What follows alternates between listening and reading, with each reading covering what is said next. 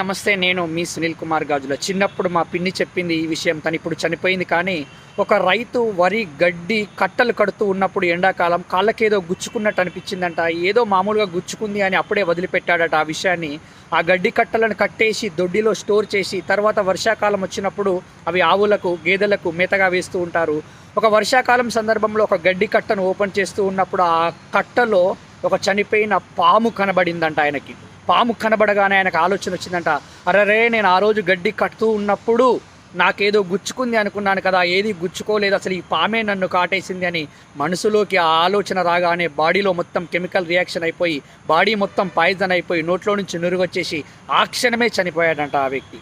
అంటే ఇక్కడ ఇన్ని రోజులు తన బాడీలో విషం ఉన్నా కానీ తనకు ఆ విషం ఉందని తెలియక హ్యాపీగానే ఉన్న ఆ మనిషి ఒక్కసారి ఆ బాడీలో విషం ఆ పాము కాటేసింది అనే ఆలోచన రాగానే చనిపోవడం జరిగింది అని అంటే ఒక్కసారి ఆలోచించే ప్రయత్నం చేయండి. నీ జీవితంలో నీ బాడీలో ఏది జరగాలన్నా ఎటువంటి మార్పుకైనా ముఖ్యమైన కారణం ఏదైనా ఉంది అని అంటే అది ఒక్క నీ ఆలోచనల ద్వారా మాత్రమే జరుగుతూ ఉంటుంది. కాబట్టి నువ్వు ఎప్పుడు కూడా మంచిగా పాజిటివ్గా ఆలోచించే ప్రయత్నం చేస్తే నీ చుట్టూ పాజిటివ్ జరగడానికి, మంచి ఉండడానికి, ముందుకు వెళ్ళడానికి ఆస్కారం ఏర్పడుతూ ఉంటుంది. ఎప్పుడైతే నువ్వు చెడ్డ ఆలోచనలతో, నెగిటివ్ ఆలోచనలతో ఉన్నప్పుడు ఆటోమేటిక్గా నీకు అదే జరగడానికి ఆస్కారం ఏర్పడుతూ ఉంటుంది. ఆలోచించి మిత్రం.